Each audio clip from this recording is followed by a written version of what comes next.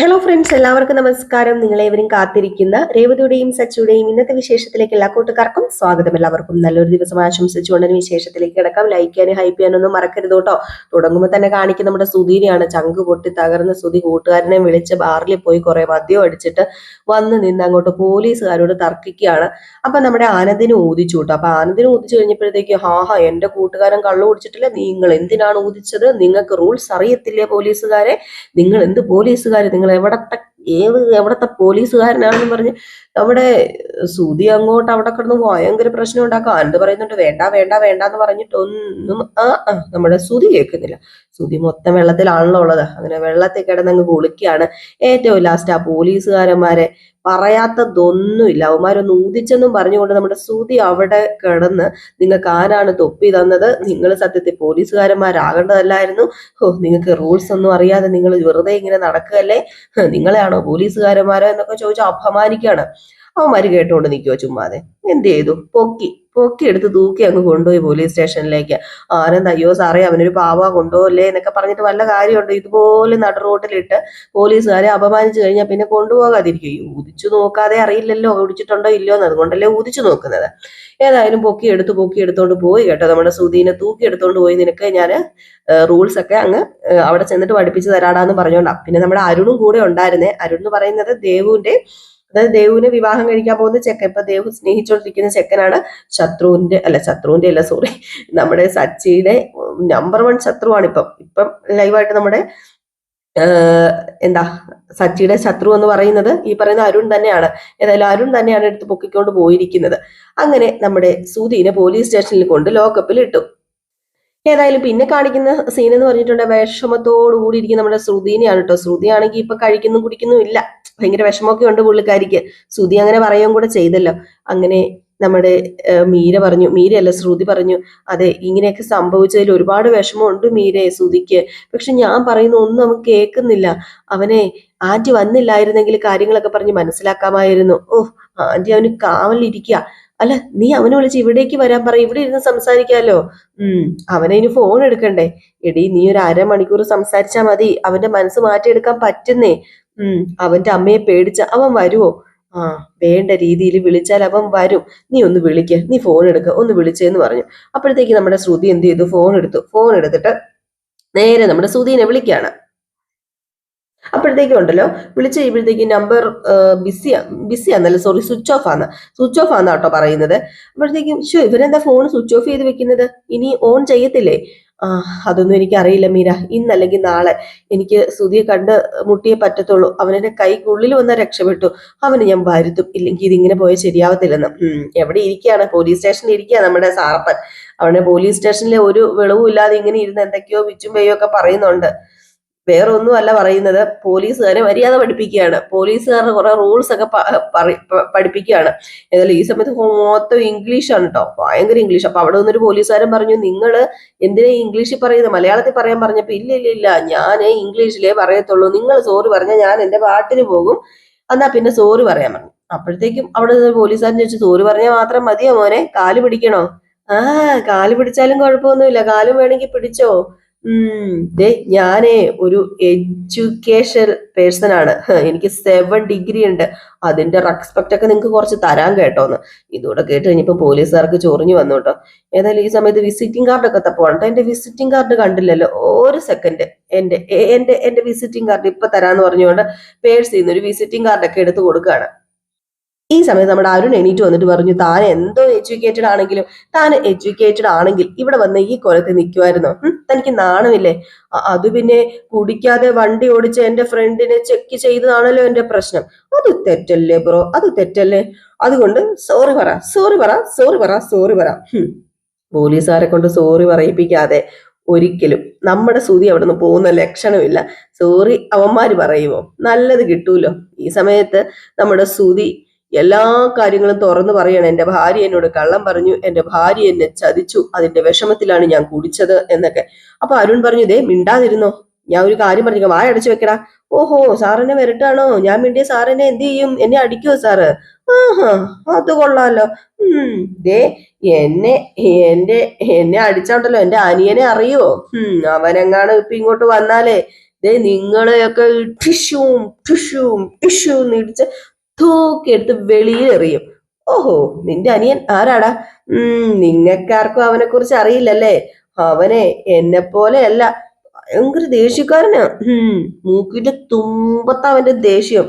ഓ, മൂക്കിന്റെ തുമ്പത്താണോ എന്നരുൺ. അപ്പം പറഞ്ഞു, ആ അതെ അതെ, എന്നെ നിങ്ങൾ ഇവിടെ പിടിച്ചു വെച്ചിട്ടുള്ള കാര്യം അവനെങ്ങാണ് പറഞ്ഞാലേ അവനിങ്ങ് ഓടിയെത്തും. നിങ്ങളെ എല്ലാരെയും ഇടിച്ച് പഞ്ചറാക്കും. അവൻ വന്നാൽ സീൻ തീർന്നു, നിങ്ങളുടെയൊക്കെ കാര്യം മൊത്തത്തിൽ പോക്കായി എന്നൊക്കെ പറയാണ്.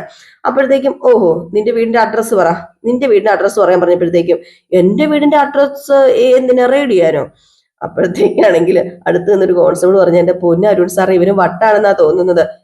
വട്ടനോ? എനിക്കോ? ഞാൻ ഞാൻ നല്ലൊരു എഡ്യൂക്കേറ്റഡ് ആയ ഒരു മനുഷ്യനാണ്. നിങ്ങള് എന്റെ മദ്യപിക്കാത്ത ഫ്രണ്ടിനെ കൊണ്ട് ഫൂതിച്ചില്ലേ. അതും കൊണ്ട് സോറി പറയുന്നത് നിങ്ങൾക്ക് എല്ലാവർക്കും നല്ലത്. നിങ്ങളെ കൊണ്ട് ഞാൻ സോറി പറയിപ്പിക്കും. അപ്പോഴത്തേക്ക് അരുൺ പറഞ്ഞു, ഇവനെ ഇങ്ങനെ വിട്ടാലേ ശരിയാവില്ല, ഇവന്റെ ഷർട്ട് അഴിപ്പിക്കുന്ന നല്ലതെന്ന് പറഞ്ഞപ്പോഴത്തേക്ക് ഒരു കോൺസ്റ്റബിൾ വന്നിട്ട് ഇവന്റെ ഷർട്ട് ഞാൻ അഴിപ്പിക്കാൻ സാറേ എന്ന് പറഞ്ഞുകൊണ്ട് ഷർട്ട് അഴിപ്പിക്കുകയാണ്. അങ്ങനെ ഷർട്ട് എല്ലാം കൂടെ ഊരി. ആദ്യമൊക്കെ നമ്മുടെ സുധി എതിർത്തു കേട്ടോ, സുധി എതിർത്തു, എനിക്കൊരു വക്കീലിനെ വേണമെന്നൊക്കെ പറഞ്ഞു, എനിക്ക് ജാമ്യം വേണമെന്നൊക്കെ പറഞ്ഞു. ഏതായാലും ഈ സമയത്ത് ഷർട്ട് ഊരിപ്പിക്കുകയാണേ. ഷർട്ട് ഊരിപ്പിക്കുക മാത്രമല്ല, ലോക്കപ്പിനകത്ത് കയറ്റിയിട്ട് ഷർട്ട് പോലീസുകാരൻ എടുക്കുകയും ചെയ്തു. ഈ സമയത്ത് എന്റെ പൊന്നു സാറേ എന്റെ ഷർട്ട് താന്ന് പറഞ്ഞപ്പോഴത്തേക്ക് മിണ്ടാതിരിക്കടാ, ഇനി മിണ്ടാതിരുന്നില്ല നിന്റെ പാൻറ്റും കൂടെ അഴിക്കുന്നു പറഞ്ഞു.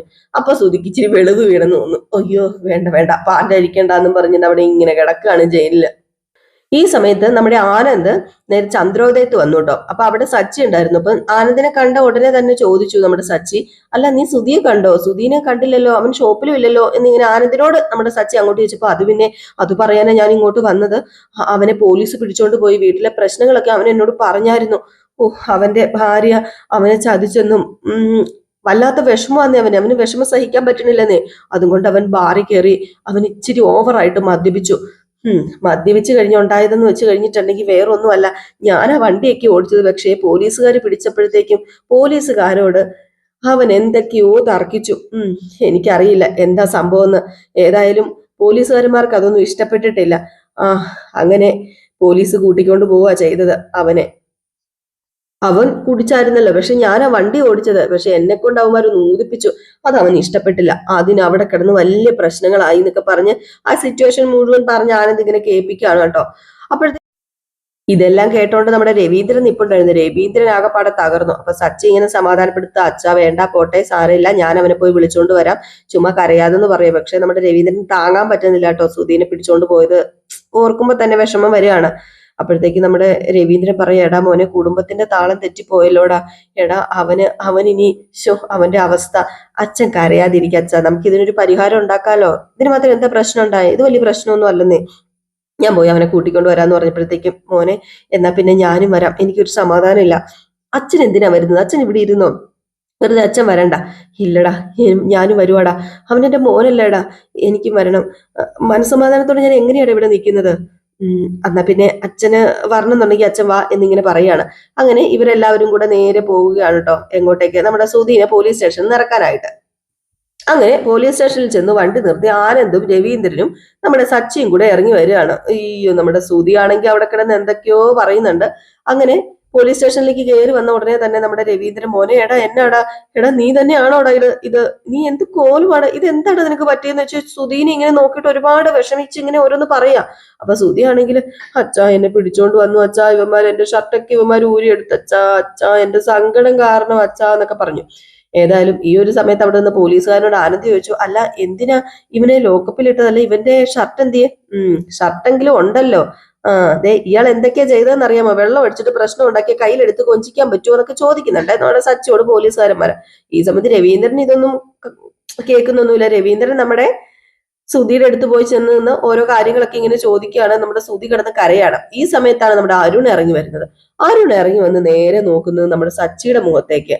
അങ്ങനെ സച്ചിയോട് അരുൺ ചോദിച്ചു, നീ എന്താണ് ഇവിടെ എന്ന്? അപ്പൊ പറഞ്ഞു, ഇതെന്റെ ഏട്ടനാന്ന്. ഓഹോ, അപ്പൊ ഇത് നിന്റെ ഏട്ടനാണല്ലേ? അത് ശരി, അങ്ങനെ വരട്ടെ. അല്ല, നിന്റെ കുടുംബത്തിലുള്ളവരെല്ലാം നിന്നെ പോലെ തലതിരിഞ്ഞവരാണോടാ?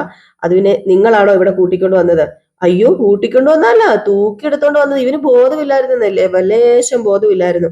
അത് പിന്നെ എന്നോടുള്ള ദേഷ്യമാണോ സാറേ ഇവനോട് കാണിച്ചത്? ദേ നീയാ ഇവന്റെ ചേട്ടൻ ഇപ്പോഴാ ഞാൻ അറിയുന്നത്.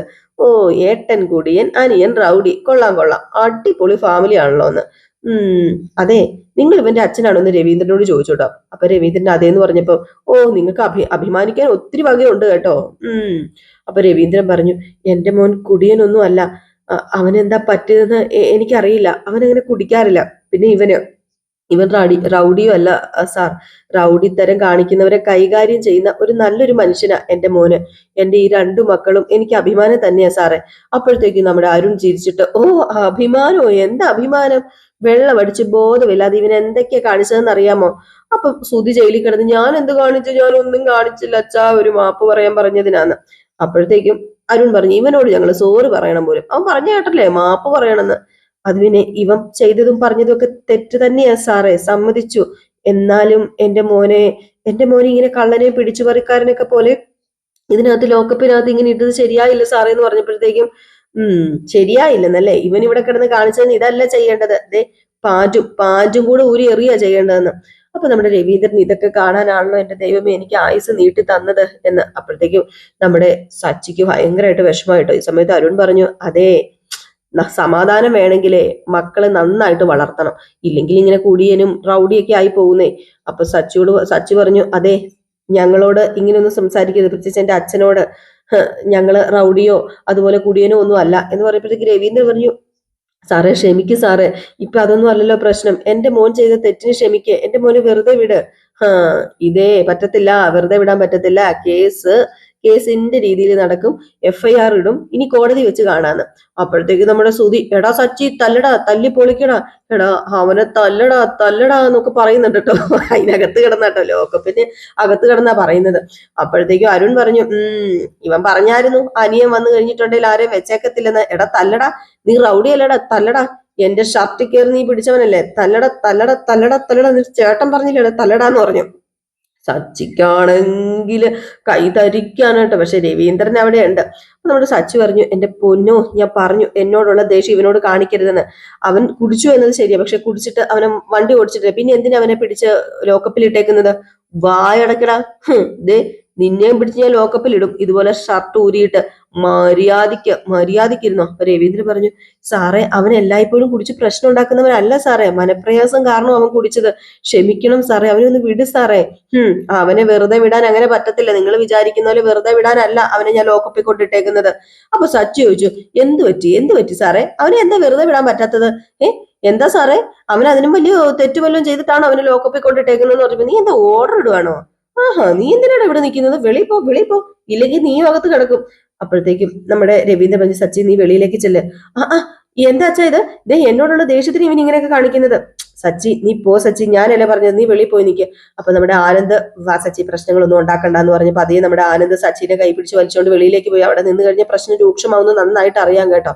ഈ സമയത്ത് സുധി അവിടെ കിടന്ന് എന്തൊക്കെയോ ചലക്കുന്നുണ്ട്. അപ്പൊ രവീന്ദ്രൻ പറയൊന്നും മിണ്ടാതിരിക്കാൻ, പാവ രവീന്ദ്രന്റെ അവസ്ഥ ഒന്ന് ചിന്തിച്ച് നോക്കണേ.